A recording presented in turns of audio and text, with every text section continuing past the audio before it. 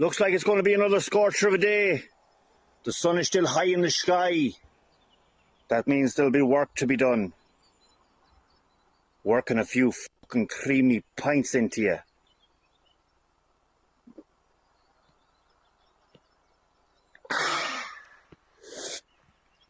You know?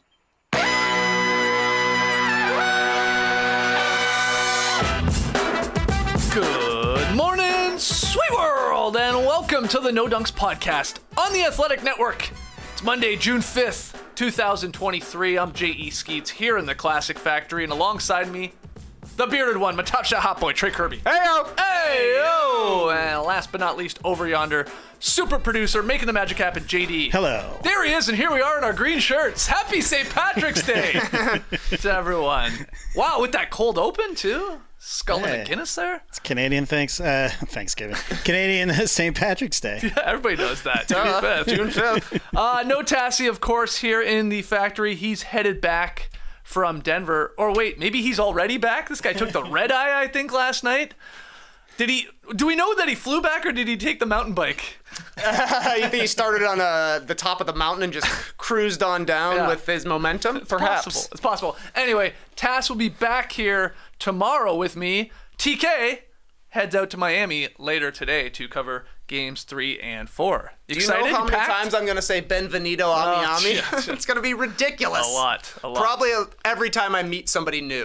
Okay. At least for the first 2 days. Keep track for us. Yeah, I will.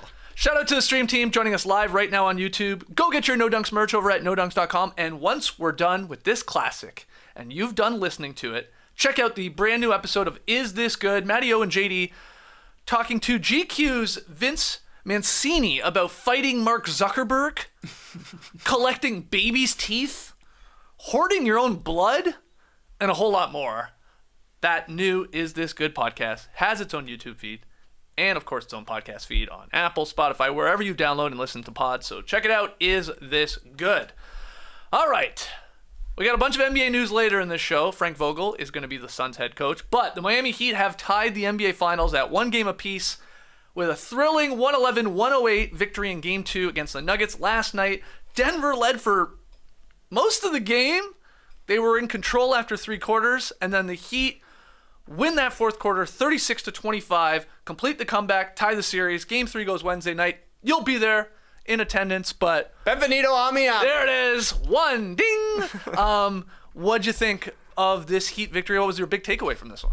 Well, somebody called the Southern Lawyer, because we got ourselves a series, Skeets.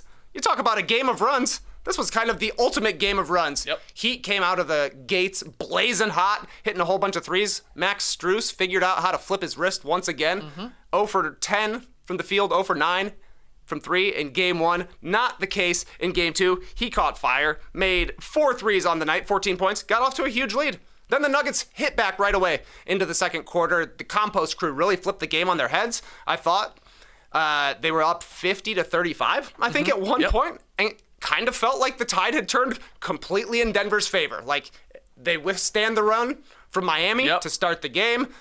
Didn't play well with their starters. The bench was great. It was looking good for Denver. But then in the third quarter, great start for Miami again. Then Jokic catches fire. Then in the fourth quarter, just nobody could miss. That was incredible. Duncan Robinson checks in, 8 straight points, finishes with 10 in the quarter. Maybe the Duncan Robinson game? Too much was going on, I think, for it to necessarily be the Duncan Robinson game. But it got to be, they took the lead. They had a little bit of a lead, but then just like the game that Denver lost against Minnesota in round 1, they scored a whole bunch of points right at the end of the game, had a chance to win it or to tie it at the buzzer, and a miss from Jamal Murray. This was an awesome game, really fun to watch. It never felt like either team was in control, though I'm lying a little bit to myself there. I thought the Nuggets were in control. Oh, there was a lot of people on playback last night that were calling this game when they went up 15 because of the compost crew. There was a lot of people saying, game over, series over. See you next year. No surprise. And, no surprise. That's what Miami wants to hear, because whenever you think they're done and dead, they say no, and they got right back into it. But man, there was so much stuff that happened in this game, all of which needs breaking down. It kind of starts right at the beginning. Kevin Love, he's back, baby. Didn't play a minute in Game 1.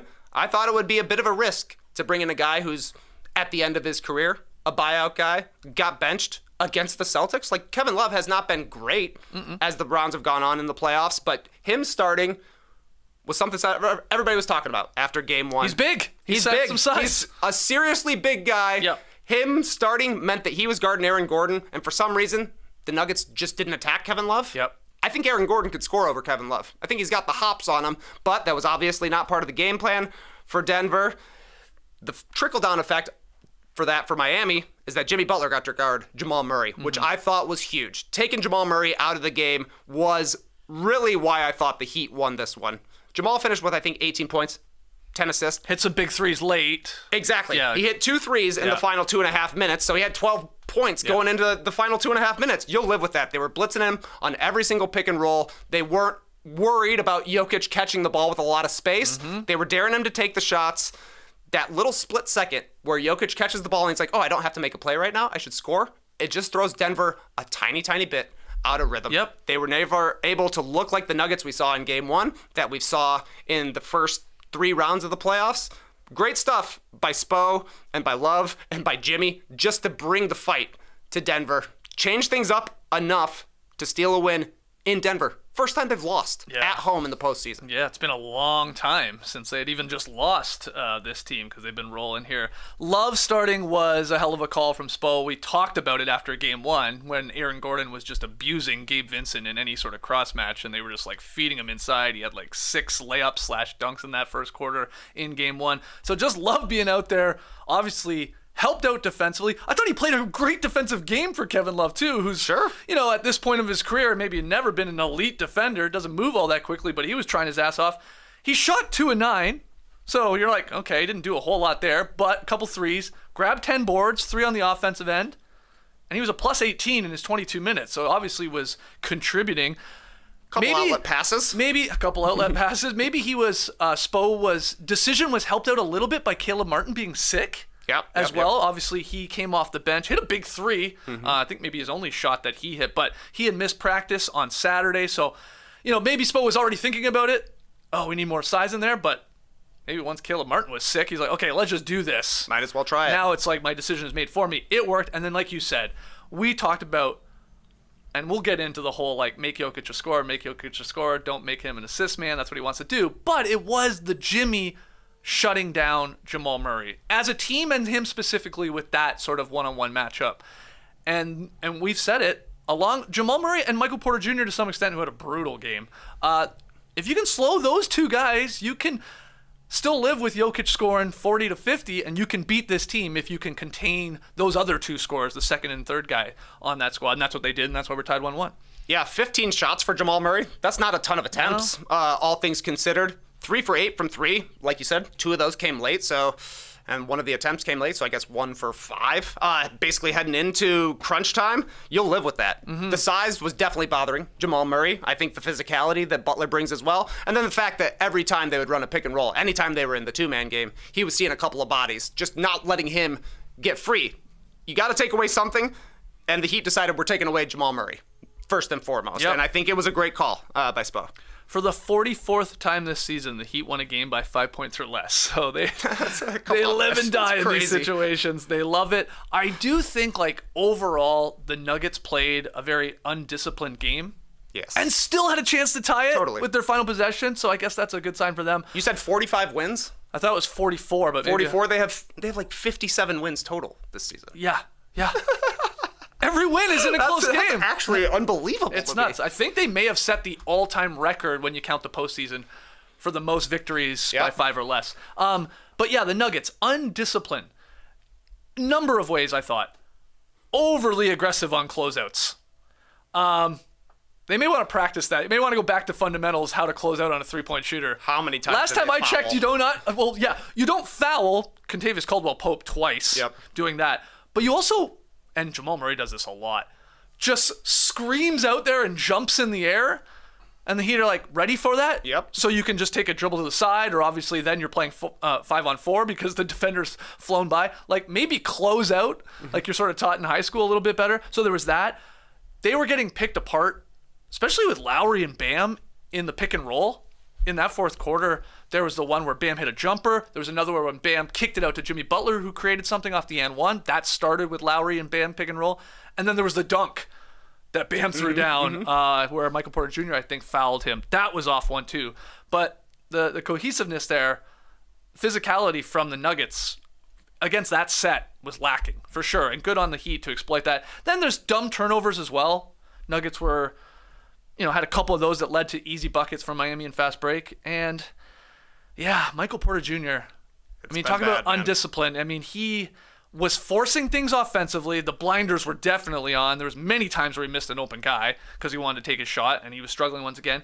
And then he looked like Michael Porter Jr. of old with being checked out on the defensive end. Yeah. And I think these comments from Michael Malone after the game were really directed at him. And I think Jamal Murray to some extent too, who did a lot of these poor closeouts. He was getting beat by Duncan Robinson at the start of that fourth quarter as he blew by him.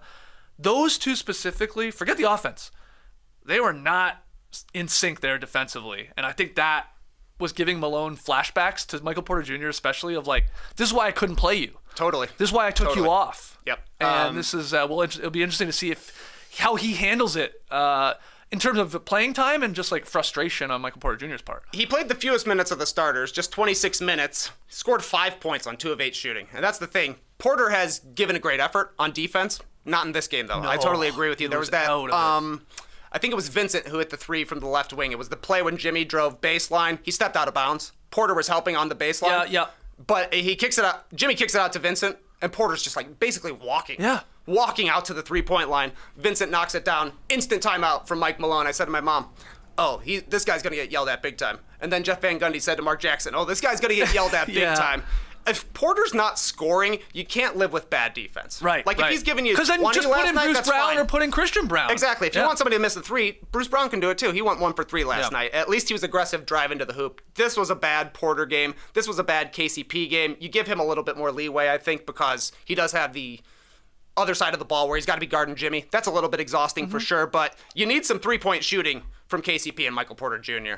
And you need MPJ to play like it's the finals once again, because that was just a poor effort defensively, which has not been the case for the most of this playoffs. Yeah, you're right. Many times you've he's pointed out how great he has been defensively, but not this one. He was like in no man's land. He seemed just completely checked out of any sort of rotations. There were a couple times where you could see Nuggets teammates going, are you awake here? That's your rotation. That's your help. And then he wasn't giving them anything offensively as well. I just think it'll be fascinating to see.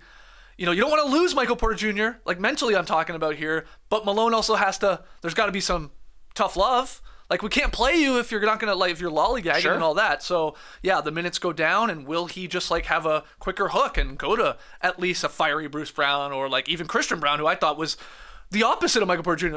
Every time he was in there was, his hand was on the ball. There was a deflection.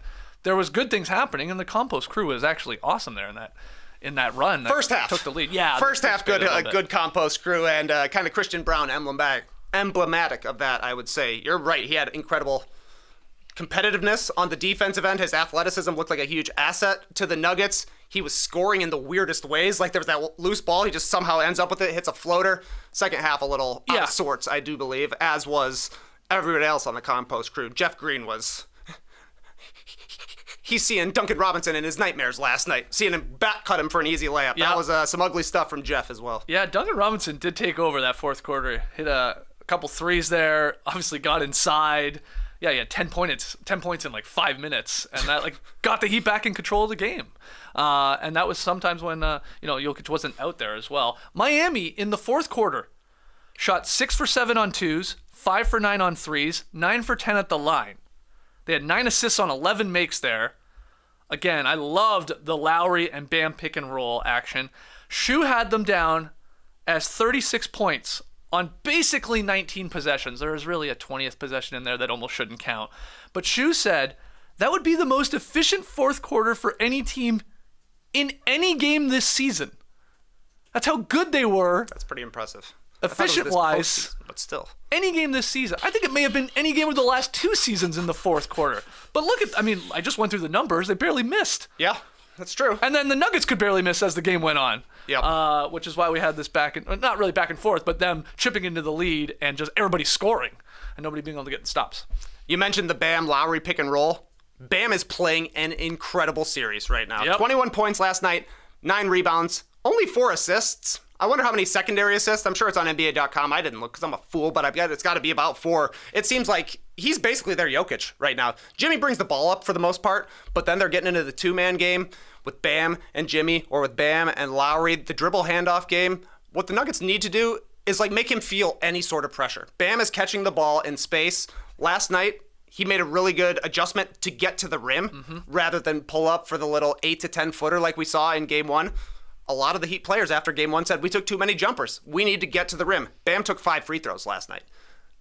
The Nuggets like to play a drop with Jokic because he's not the most fleet of foot. Surely Bam has the speed advantage, but they're giving Bam way too much room to operate because he is the hub of their offense, just like Jokic is for the Nuggets. So when Bam catches the ball, they got to make him see a body.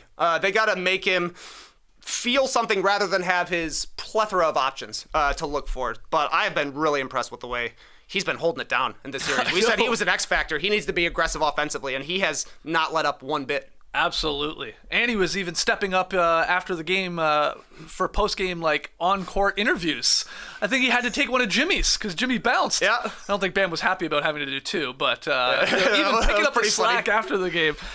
His only bad play was when he, like, chucked an alley-oop so hard off the glass. That was amazing. Well, the best part about that was the broadcast tracking data thought it was a shot. Yeah, popped up 24 feet. It was like, nope, that was really a weird alley-oop attempt that then came right back to him. He chucked it. After setting an NBA playoff record by attempting just 2 free throws in game 1, the Heat took 20 from the charity stripe at game 2, and they made 18 of them as well. I mean, those were all big. Bam hit 2 big free throws. Like really clutch free throws that, let's be honest, a lot of centers at least in this league are probably splitting, or if not missing both. So that was big. He's been awesome especially in game 2, the balance of, hey, the jumper's there. I still have to take it. I have to be a threat with it, but let's roll a little harder. Let's put some pressure on the rim, and let's continue to play make. And a part of that is how the defense is playing him. He was awesome.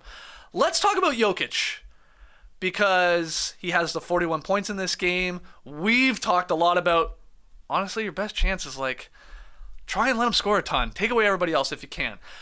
And that conversation, I guess, continued after the game. Spoelstra, this clip making the rounds, Ramona Shelburne of ESPN asking him about this idea, and he had a bit of a curt response, but we'll break it down after this clip. Let's roll it. Hey, Coach. Ramona Shelburne, ESPN. This is probably oversimplifying things, but sometimes when teams play against Jokic, you turn him into a scorer, you turn him into a passer, and he controls the game. He only had 4 assists tonight. Yeah, that's ridiculous. It's just, that's the untrained eye that says something like that. This guy's an incredible player. Twice in 2 seasons, he's been the best player on this planet. You can't just say, oh, make him a scorer. That's not how they play. They have so many different actions that just get you compromised. We have to focus on what we do. We try to do things the hard way, and he requires you to do many things the hard way. He has our full respect. Okay, thank you. Thank you, Coach. Okay. So there's sort of a lot to unpack here from Spo's comments and Ramona's questions. What do you think of that exchange? And then we can get into the actual conversation that Ramona's asking about and that Spo is shooting down, but of trying to make him more of a scorer and whether that's successful or not. What do you think? I don't know. I mean, Jokic only finished with 4 assists last night. That's a low number for Nikola Jokic. Now, the Nuggets only shot 11 for 28 from 3. So they didn't shoot a great percentage, so he could certainly have more assists. Yeah. But it felt like, watching the game with my untrained eyes, that that the Heat were definitely more concerned with Jamal Murray going off, which was leaving Jokic pretty open for some shots. You look at the third quarter when he went for 18.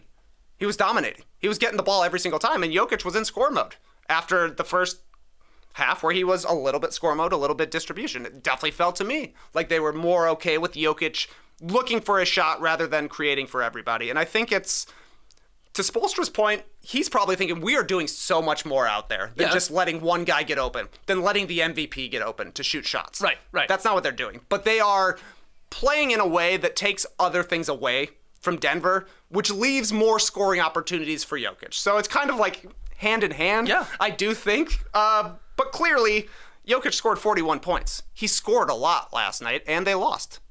And they usually lose when he scores a lot of points. Exactly right. So how could that not be the better game plan? Now you can say, like Spo's saying, that's not our game plan because you can't game plan against a 2-time MVP. Like, he's going to do what he wants. But you pointed it out well. You can try and take away the other guys, thus leaving him more open, thus making him consider shooting more. And it feels like, and it's small sample size, I get it, it's proven to be your best chance to beat this team. They're now 0-3 when he scores 40 or more points in the playoffs.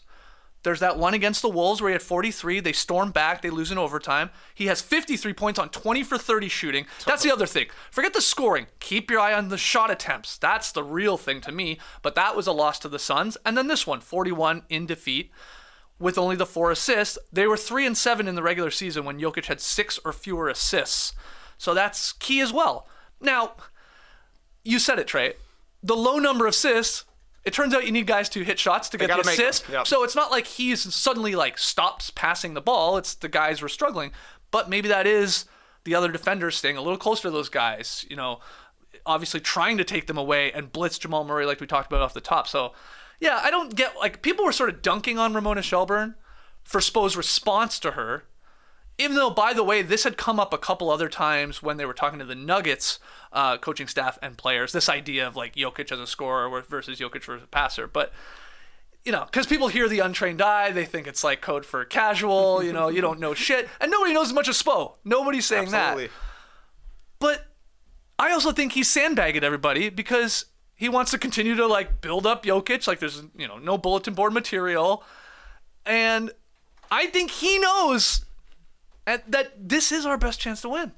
Make this guy shoot 25 to 30 times. It just takes the team out of rhythm a little bit more. That's not how they play. Right. Right? So, anyway, I thought it was a great question. I'm glad she asked it. I love Spo's response. It's gold. He never gives away anything in a press conference. He's like, when you ask him about possible adjustments for the next game, he's like, it all comes down to heart. Yeah. We just got to play harder. You're going to change some things up. We saw it, buddy. Yeah. He wouldn't even say that Kevin Love was starting. No. Yesterday in the press pre-gamers. And hell, Tyler Hero could be back for game 3. Tass was there in Denver. He jumped on playback at halftime last night. He's like, I thought he was playing in games 1 and 2 the way he looked. You know, you see him in warm-ups and stuff like that, and he appears healthy there with the hand. So maybe we see him in game 3. That's a whole debate in and of itself now. Do you bring him back? Do you mess with what's working here? It feels like you could use some obviously shooting, especially from the mid-range area. The bench was bad. I mean, the bench was probably not great for the Heat. Yeah. Everybody was a minus, though Duncan Robinson obviously turned it on in the fourth quarter and really flipped the game. Duncan Robinson basically playing like Tyler Hero, hitting threes, putting the ball on the floor, scoring at the hoop, assisting even. I think you would rather just have more players who can play, so you don't have to start Tyler Hero and play him 40 minutes. No. You can start him and give him like a 5-minute run in the first half of game 3, see how it goes, see if he earns another 5 minutes in the second half, and go from there. I think that's right. And I think that's what's going to happen, actually, if I'm a guessing man for game 3 on Wednesday night in Miami. You're saying that's the last bucket hat we've seen? Yeah, might just be buckets from here on out for Tyler Hero. Trading bucket hats for buckets. I think Mark Jackson will say that on the call. He could say that. He could say that. If he catches fire, he plays. Traded buckets. Actually. Traded in a bucket hat for buckets. Yeah, I could definitely see him saying that. What else you got from this game or this series? There was a lot of talk about should the Nuggets have taken a timeout on their last play. They're down by 3. They get the rebound with 11 seconds left or something like that. Lots of time. Yeah, lots of time. They get the ball up. Not much is happening. Murray kind of backs up a little bit. Maybe that's when you take a timeout. But for me, I don't think you're guaranteed to get a better shot than what Murray just took. They ran pick and roll with Jokic. You're going to get a two-man game with those two guys. Yeah. You're going to try and get a 3. He just made 2 of them in the last 3 minutes. 26 feet, like it's far, but it's 2023, man. People make shots from that far. He didn't miss it by much. All the time. Yeah. And also, if you call a timeout, you're giving Spo and the Heat a chance to completely set up and then think, hey, should we foul here? Should we talk it through and figure out what we're going to do? So I think I was fine with the way that went down. They got a good look. I mean, if anything, Jamal sort of bobbled the ball. Jimmy, I couldn't tell, did Jimmy actually make contact with the ball or was that just a sloppy handle there from Jamal? But it's sort of like he still got to his spot. You know, maybe it was a little deeper than he would have liked, but yeah, still got a shot off. Jimmy couldn't play it too tight because he didn't want to foul, which we had seen a couple times in this game on the 3-point shot. But yeah, I had no real issue with it, mainly because they got what I think they would have exactly wanted after a timeout. They're two superstars, running the play. I guess you could argue like you'd like to see Jokic touch it, really. Sure. Okay, but you're gonna need a 3 anyway.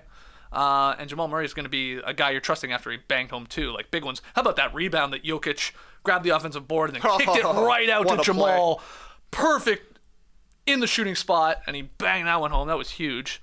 So yeah, no real issues with it. Yeah, I was the same. What else? Jimmy Butler. We haven't really talked much about Jimmy Butler. 21 points, 7 of 19 shooting. Doesn't seem to have great touch right now, but he got to the line 5 times, which was good, and 9 assists I thought was huge. Yeah. He was playing drive and kick game. It seemed more so to me than necessarily trying to score. Maybe in the fourth quarter, he realized I got to make some plays here, get to the actual rim. He had 8 in the fourth quarter, but I think it's pretty impressive for the Heat to win a game on the road with Jimmy having an average game, like a B kind of game, really. Yeah, I agree with that. I think they're hoping, especially now with Love back in the starting lineup, like you said, putting Jimmy on Jamal Murray, it's like, hey man, put all your focus and your energy for like 3 quarters at least into stopping him, trying to contain Kitchener's finest, and then bring us home at the end. Put your head down. And that's what he did, because he hit that corner 3 was huge. Oh, yeah. That was big. It was like 5 or 6 minutes to go in the game. And then he definitely hit a jumper. There was the and one that I talked about out of the Bam and Lowry pick and roll action. And then he hit a jumper where Jokic had, dropped back and he stepped into it. He wasn't like fading at all. He did that classic Jimmy thing where he just popped straight up and he banged that one home. So he came through in the end, but you're right, not an elite game.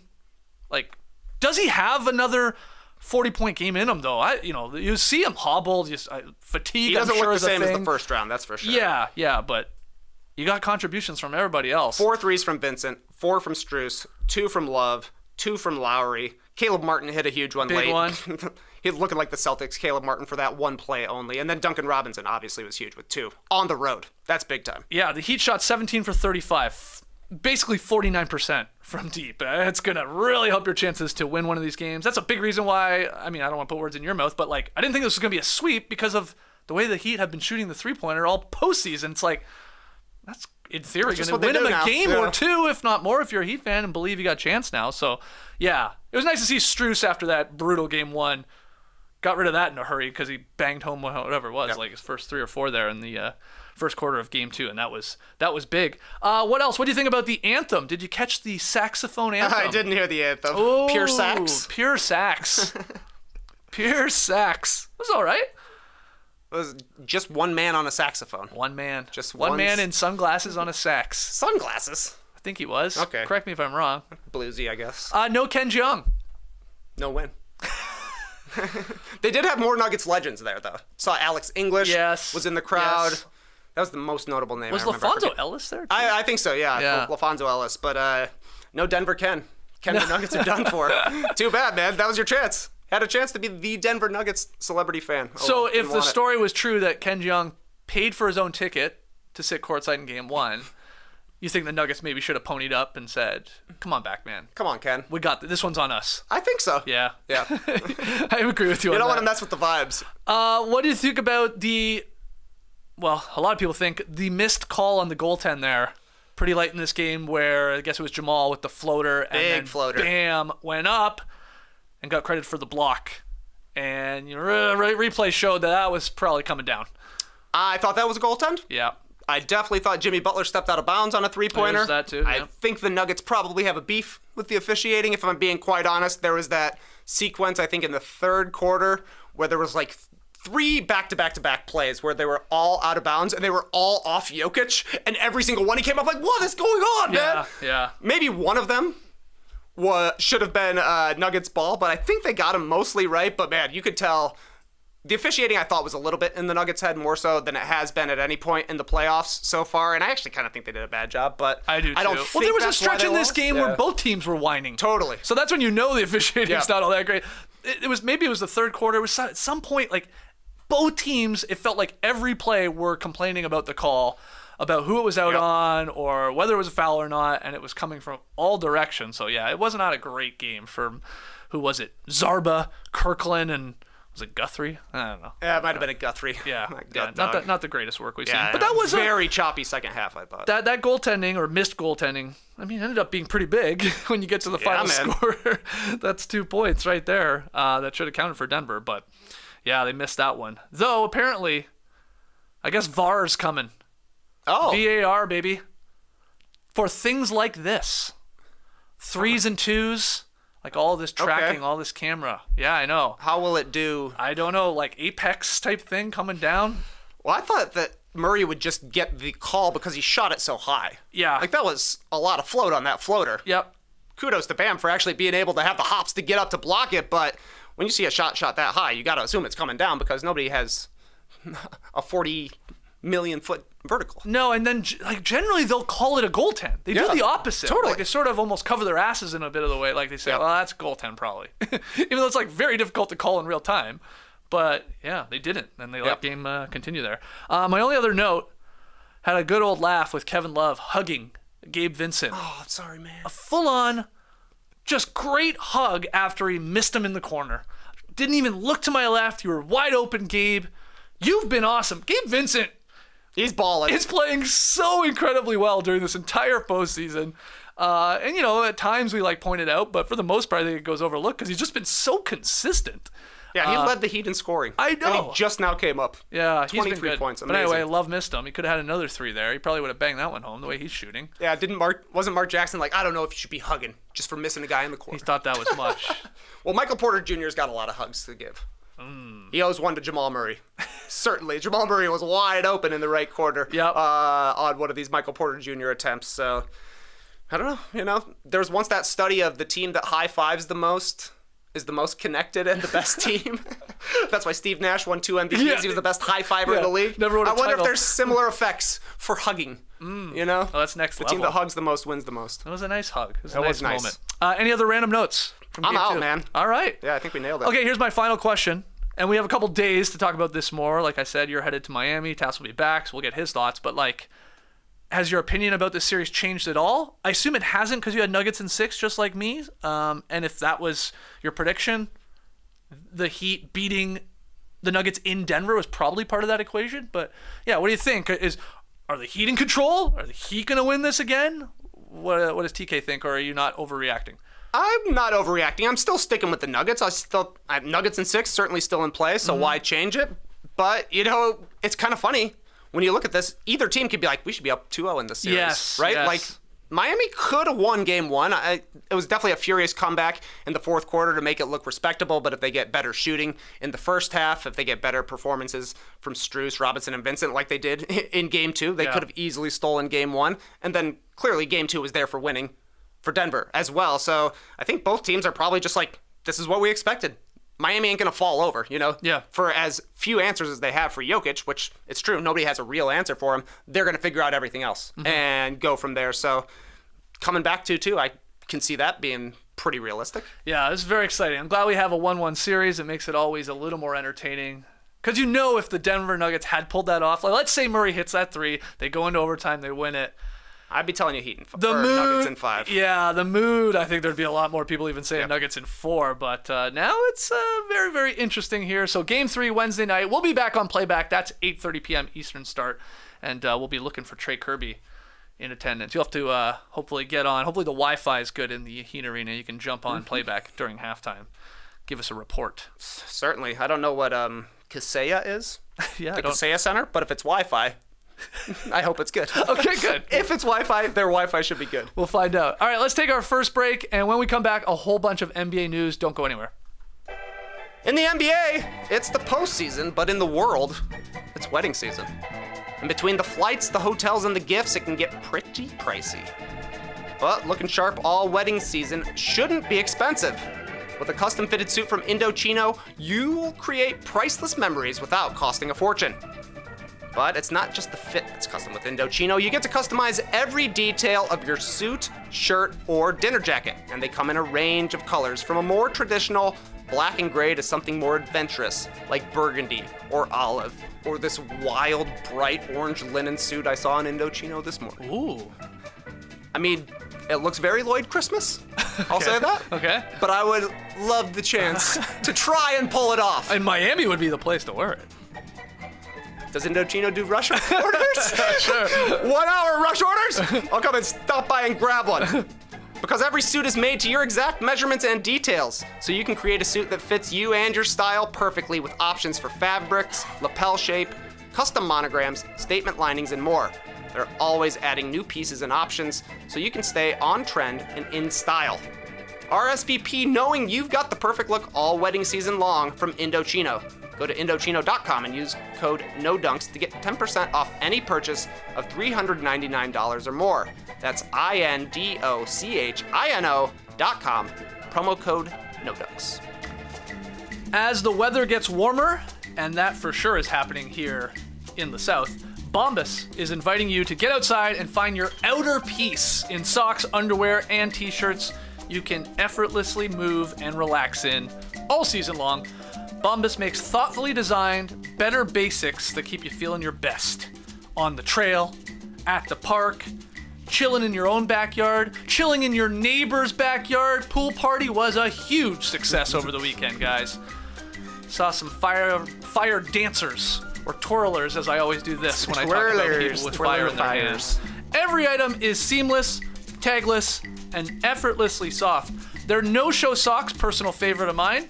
They're made with breathable yarns for a barely there feel, plus silicone grips and a contour design to prevent slipping down or sliding around. They keep my feet cool and comfortable, and I suffer from hot foot syndrome. HFS. Oh yes. My dogs, they get hot. Not in these socks. Check this out. Bombas. 100% happiness guarantee means you're covered for life. Reach out anytime to their happiness team for easy returns, exchanges, or replacements. That'd be a fun sort of title to put on a resume. What do you do? I'm part of the happiness team at Bombas. That's cool. That's pretty cool. Also, socks, underwear, and t-shirts. They are the number 1, 2, and 3 most requested items in homeless shelters. So that's why for every comfy item you purchase, Bombas donates another comfy item to someone in need. Love that. So far, Bombas has donated over 100 million items, and each purchase adds to that impact. So go to bombas.com/nodunks and use the code NODUNKS, all one word, for 20% off your first purchase. That's BOMBAS.com/nodunks. Use the code NODUNKS at checkout. Bombas.com/nodunks. Code NODUNKS. Very, very simple. All right.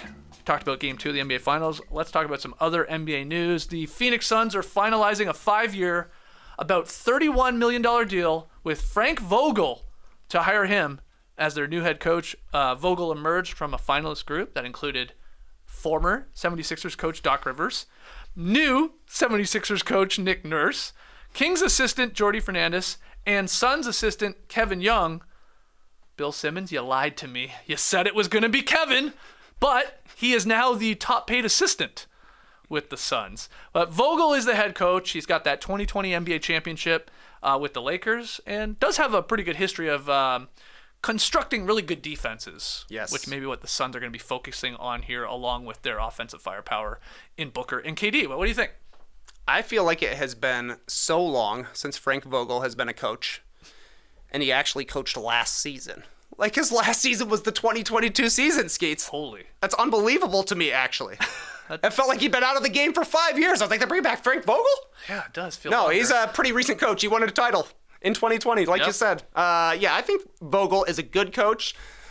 Maybe, like, not the most inspiring name if you're looking at the variety of names that were available at the start of coaching carousel season. But like you said, he's a great defensive coach. He's gotten some pretty solid performances out of centers, which I think is big. Roy Hibbert became a star in the NBA under Frank Vogel for that brief period of time. The championship team that LA had in the 2020 season based a lot around huge big guys. Anthony Davis, obviously, but Dwight Howard was there. JaVale McGee was there, and they were a great defensive team. Yeah. So you got to think maybe this is a positive impact for DeAndre Ayton. At the very least, there's no beef now between DeAndre Ayton and his head coach, starting fresh with Frank Vogel. Let's see what he does, because I think he's a pretty good coach. I think his teams have been pretty solid, all things considered. I don't really got any other Frank talk. Yeah, I mean, Vogel's specialty is no doubt defense. Yep. During his 10 seasons as a head coach, his defenses have ranked in the top 10 7 times, including 3 seasons at number 1. That twice happened with Indiana and then once with LA. And he definitely has experience, because of the teams he coached, of building around superstar wings, which is really what the Suns have in, KD and Booker. He did it with Paul George, did it with LeBron. True. So he should be comfortable with those type of superstars at those positions. And yeah, we'll go from there. And like I said, Kevin Young is staying with this team too. He's reportedly going to be getting more than $2 million annually. Not bad. Sure. For an assistant coach. And again, Simmons and a lot of people thought he was going to take over, but I think that's a part of the equation here, is that the Suns players, their superstars especially, really respect Kevin Young and don't want to see him go anywhere. So now they got in theory, if you look at it this way, Vogel's the defensive coach, head coach, and then Kevin Young, can continue to sort of focus on the offensive things, which is apparently his specialty. So yeah, Frank back in our lives. Though Frank, he wasn't apparently gone all that long. I'm with you. It felt longer. It felt longer, for sure. He sat out one season, and now he's back coaching a team that could be in the finals next year. We shall see. I'm not surprised, though, that they chose a vet over a young guy like Kevin Young, especially as a non-player. Like, I'm thinking back in history, finals contenders who bring in a first-time coach, like the Cavs did it with Ty Lue. He was a guy that was right there on their bench. A former player, though, so maybe he gets a little bit more cred for that, but made sense to me that it was Vogel over and not established guy yet. Fair enough. All right, Team USA's roster for the upcoming FIBA World Cup starting to take shape according to The Athletic. Our guys there, we've got Wolves All-Star Anthony Edwards, Pacers All-Star Tyrese Halliburton, Lakers shooting guard Austin Reeves, Nets small forward Mikal Bridges, and Bucks forward Bobby Portis having committed to play for Team USA this summer. Training camp starts August 3rd, and I think this whole thing gets underway in late August.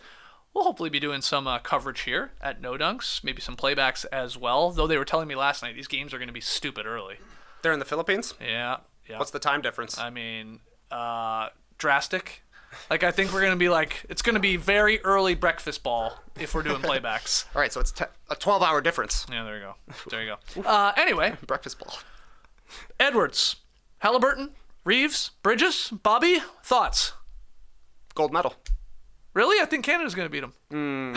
When has Team USA ever come up short in the FIBA World Cup? Yeah. Oh, 2019? Yeah, when they finished 7th. 7th? Yeah. Greg Popovich started the tank job to get Victor Wembanyama. Team USA. I'm just saying. They lost to France. Ran a play for Miles Turner. Interesting. But no, this is cool. I separated the 6 players that were announced into surprising and not surprising.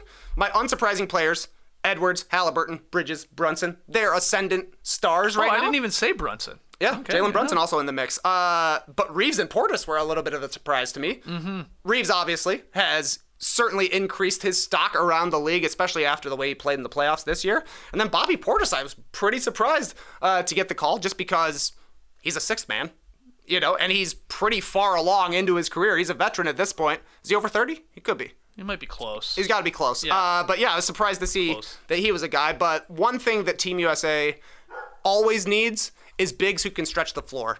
And Bobby can definitely do that. He's also a tough guy, which I think certainly helps. So, yeah, let's see what they do. 6 a.m, see you on playback. Bobby Portis, 28. Okay. 28 in 115 days, Yep. So not even all that close to 29. This is the first World Cup Olympic cycle for Grant Hill and Steve Kerr in their respective positions. Hill taking over for Jerry Colangelo as the managing director. Kerr was an assistant under Pop on the past 2 American teams, but he's the head coach now.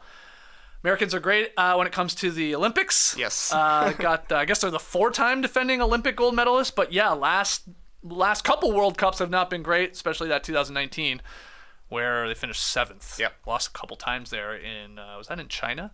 So yeah, they want to bounce back here. But yeah, there's some good names here. And I'm with you. The surprises to me are the Bobby and Reeves. But I didn't even see that Jalen Brunson news. Also, is Dame playing? Is Kevin Durant playing? Is Tatum playing? The superstars, Sure. The next level up from a lot of these guys. I mean, some of these guys are all-stars, but they're young. But you want to get them in the system, too, and get them the experience in the international game. So that makes sense. So, yeah, good stuff there from Team USA. Knicks all-star Julius Randle making some news this weekend. He underwent arthroscopic surgery on his left ankle, and he is expected to be ready for Knicks training camp in the fall. This was the team announcing this. You might recall that he played through 2 pretty significant ankle sprains in the final stages, I guess, of the Knicks season. But in the end, they decide, let's get that surgery, let's get it early, and he could in theory, or hopefully be back for training camp. Yeah, I guess he was really, really hurt. And it kind of showed because during the regular season, Julius Randle played the first 77 games, had that first ankle sprain that took him out of the last 5 of the regular season, then another in the playoffs, and he just was not the same player. During the regular season, 25 points per game, 46% shooting. In the playoffs, 16 points per game, 37% shooting. Yeah. So now when you look back at the Heat beating the Knicks, it doesn't feel like an upset at all, and they were having their second most important player playing through a pretty significant injury. I guess the good news is that he should be ready for camp next year. And then hopefully he's able to have no setbacks or anything like that, or any subsequent ankle injuries. Yeah, it's pretty crazy when you look at his stats. That guy averaged 25, 10, and 4. He was awesome in the regular Those season. are really, he's all NBA, right? Really good Yeah. numbers. Yeah. Third team. Yeah, he's a 2-time All-NBA player now, and obviously a 2-time All-Star, and he won Most Improved a couple years ago. But yeah, and he played a lot up until that injury, and obviously had an effect on him. And Brunson was really banged up too in that run against the Heat. But it's a good point. We look back now and it doesn't feel like an upset at all. I mean, the Heat beat the Bucks, the Heat beat the Celtics, Yeah. the Heat might win the freaking title. So of course they would beat the Knicks, but I took New York, and they were favorites in that series. Yeah. Oh yeah. So yeah, that was sort of disappointing how their season ended, but makes a little more sense with your stars there being so banged up, and yeah, obviously getting surgery right away, really. Yeah. Shows you he's playing through quite a bit of pain, probably. Absolutely. Randall plays a lot, though. 71 games in the 21 season, 72 in 22 season, and then the first 77 this year before sitting out right at the end. So I wonder if maybe he'll be on a little bit of a management plan coming off of surgery. With Tibbs as the head coach? He doesn't like the managing. No, we're not managing that. Maybe topping time. Following the trend of current and former NBA players, Hawks All-Star guard Trey Young has joined the new media by starting his own podcast. The premiere episode featured Trey reflecting on the Hawks season, his thoughts on the NBA Finals, his friendship with Michael Porter Jr., I think this idea that he's going to shoot more three-pointers, or at least better three-pointers, in the upcoming season with Quinn Snyder as the head coach for the full time. But here he is. We got another guy joining the podcast game. Another really good player. We've got quite the all-NBA podcast team. Trae Young, CJ McCollum. That's our backcourt, okay? Solid. Paul George at the wing. I think we can put Kevin Durant there. Got to. And Draymond Green, small ball 5. That's a good team. It's a good team. playoff team at the very least. You got Duncan Robinson coming off the bench. Okay. I guess you got Pat Bev for some defensive possessions coming off the bench. Yes. Theo Pinson. And Theo. He's there for support. Absolutely. JJ Redick is the coach. Sure. Yes. It's a team. That's a team right there. Cole Swider, he's there with Theo Pinson. He has a podcast. I always forget about that. Have you listened to Trae Young's podcast yet? Or No. You saw any clips, maybe? I won't listen to the podcast, but I will see the clips. Like you I'm do being with all honest, these? man. Exactly. Every NBA player podcast, I rarely listen to the actual podcast, but I love the clips. Yeah. Yep. Paul George in particular, I feel like he's getting the best clips of anybody. I agree. Right now. Everybody's coming on and being so honest with him. The DeRozan one, I might have accidentally listened to the whole podcast, Skeets. I've watched so many of those clips, and I assume it'll be the same for Trae Young, getting guys he knows to be honest with him. So that should be cool. And also, if I'm being honest, I learned something from Trae Young being on a podcast with JJ Redick once when he was talking about hand strengtheners were part of the reason he was able to shoot from so far. Oh, yeah, that's I right. ordered hand strengtheners. Are you still doing those? Yeah. Just while you're watching the game? Just.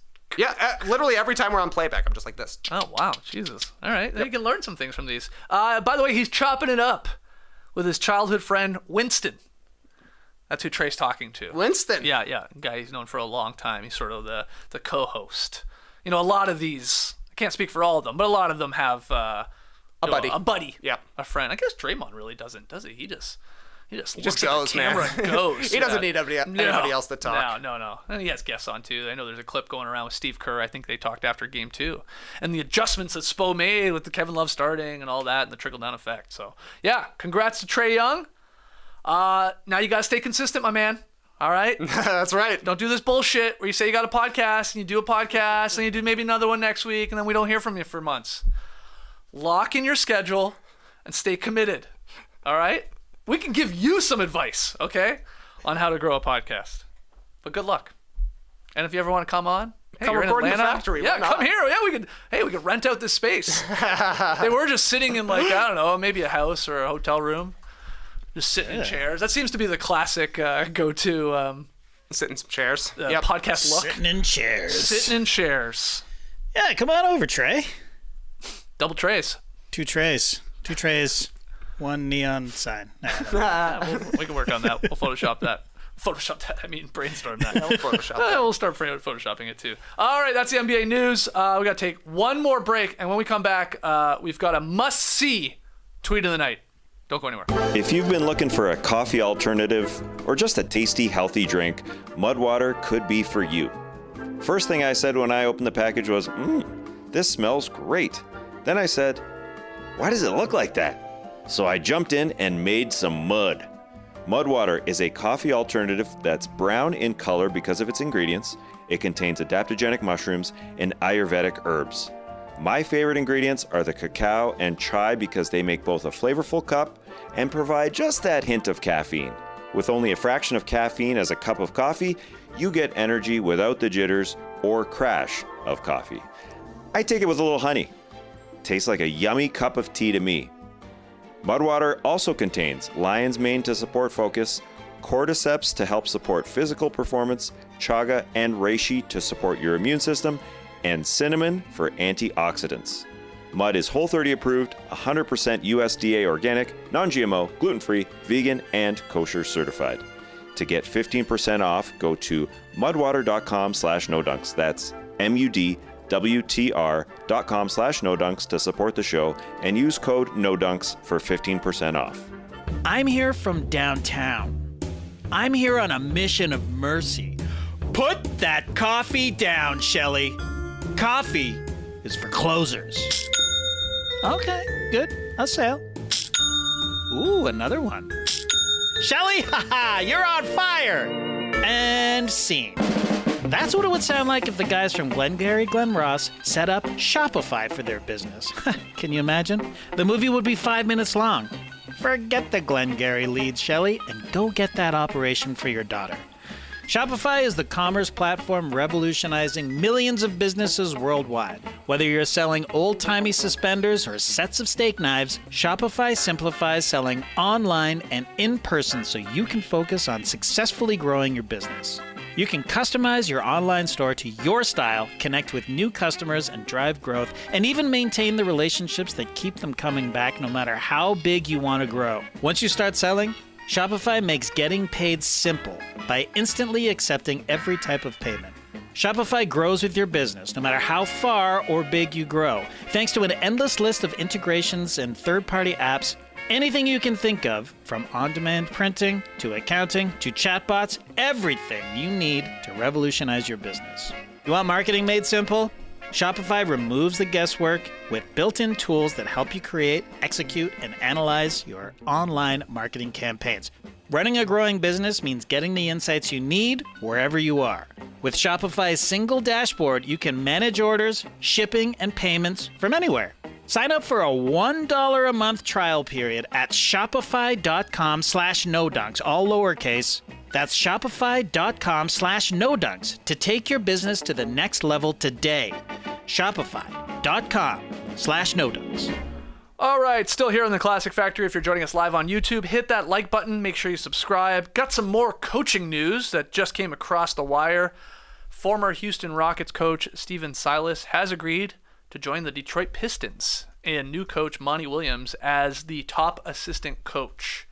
So Silas was a hot name there. Everybody wanted him on the staff. I think the Mavs wanted him, the Warriors, the Hornets, but he elects to go with Monty Williams to Detroit. So putting together a nice little coaching staff there in Detroit. Sure. Two guys with a former coaching experience. Dwayne Casey is now a front office guy. Yep. Right? So they got a solid little brain trust going on in Detroit, and very expensive one as well. That's true. They just signed Monty to the biggest coaching deal of all time, right? Yep. Dwayne is now up.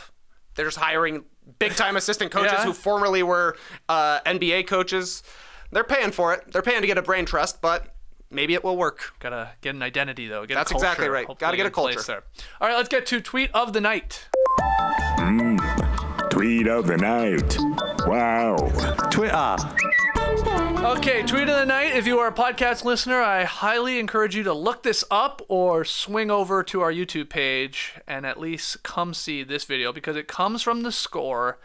and it's by way of Instagram showing LaMelo Ball's new watch.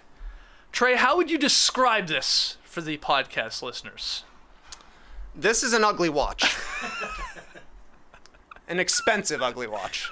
I saw that the number one comparison for this custom one-of-one watch is Bowser's shell. Yes, that It does was what I very said. much look like Bowser's shell. Yeah. I showed this to Nora. She agreed with you. She said, that is ugly. And she said, it sort of looks like they found it on the bottom of the sea. And that there's like barnacles all over it. Just, diamond encrusted barnacles. But I see where she's going with that. It's definitely a barnacle vibe to it. Yeah. Which isn't something you're usually looking for from a watch, but I guess this is the watch you get when you've already got a lot of other luxury watches. This can't be your first luxury watch, huh? You don't think so? No, my guess is he's got other watches. pieces? So he's like, well, what am I going to do now? I already got a gold diamondy one. What about a gold diamondy barnacle one? It's gaudy, that's for sure. It is gaudy. Yeah, I think that was another popular Twitter response, like Liberace's saying, "Ooh, that's a little too much."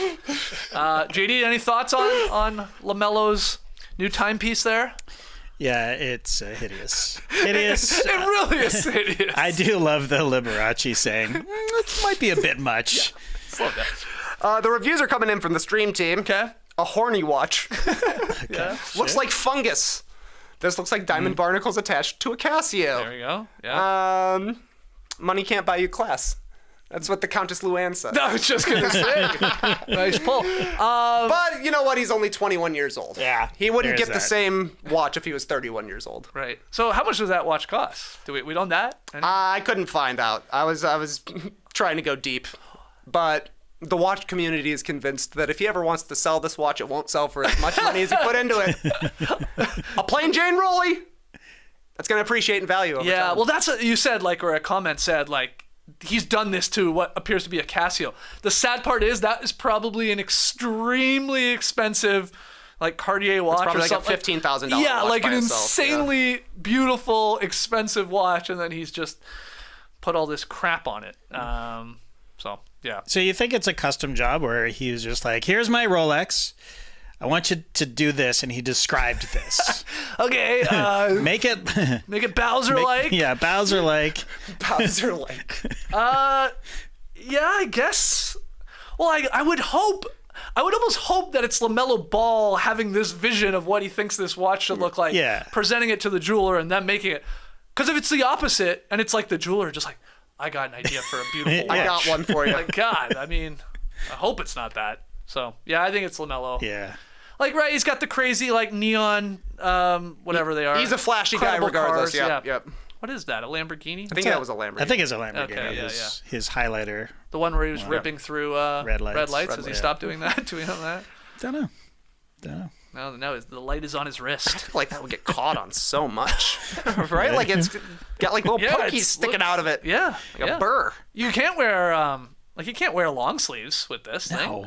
Or Absolutely a not. suit. You gotta be in a t-shirt or a tank top. Otherwise, that's catching on your fabric. Another look at it. All right, thanks to the score. I will say though, Super Mario Brothers, huge movie this summer. Loved it. Little Mermaid, huge movie this summer. Gotta see it. Oh, that's like jamming the two together. Maybe it's the perfect watch for summer 23. Oh, interesting. The Bowser Barnacle. Is there a big red button on that watch somewhere for Oppenheimer? Yes. What else? We got Barbie movie coming out. We got Flash. It's flashy. Obviously, Fast 10. We'll be doing a film session for that somewhat soon. Any other movies? I feel like there was another one they showed last. Oh, there's this Gran Turismo movie. It looks like shit. Yeah, with the Boban and Zach Levine horrible. commercial. Does not look good to me. Have you heard the Mission plot of this Impossible? movie? Mission Impossible? The Gran Turismo? No. It's a video game player who played Gran Turismo, and they bring him in as a driver. And apparently it's based on a true story. What? As in, like some video gamer was so sweet at playing Gran Turismo, they're like, let's see if he can drive a real car. It's such a realistic game. Yeah. And God. yeah, we talked about this on Is This Good? Because Max told us, or not, Vince was telling us, that was the plot. And I'm like, I've heard of video game players who are really, really good at Gran Turismo, and they know the track's actually better than some of the drivers. Okay. Because they play so much. Wow. So I don't To know. actually That's crazy. take that. Well, I assume then he was one of these players that has the whole setup. Right. Yeah. Like, I remember I was once at a party where Graydon Gordian and his buddies did the Le Mans. The Le Mans. Yeah. Or Le Mans, yeah. Where they were like 24 driving, hours. like actually like video game driving and rotating in and out. Yeah. And I was there watching for a little bit, and it was entertaining as hell. They took it very seriously, I heard. Oh yeah, they were. I don't know if they were trying to set a record or something. I forget what it was. I think they were trying to beat like their previous score or time or whatever. I remember I was there during rough weather. Cool. It was raining. A lot of stress crazy, on the man. driver. Yeah. That's amazing. Jan Mardenborough? So this is you're looking. I guess it up? so. Yeah. I mean, I like just my quick Wikipedia while we're chatting here. Looks Okay. like a thing. All right. Cool. Well, maybe now we have to go watch it. I mean, Based on a true I think story, you it's a have my screamer for interest. me, yeah. sounds like a no breaks Yeah. Film session. Okay. Okay. It's You back. talked me into it.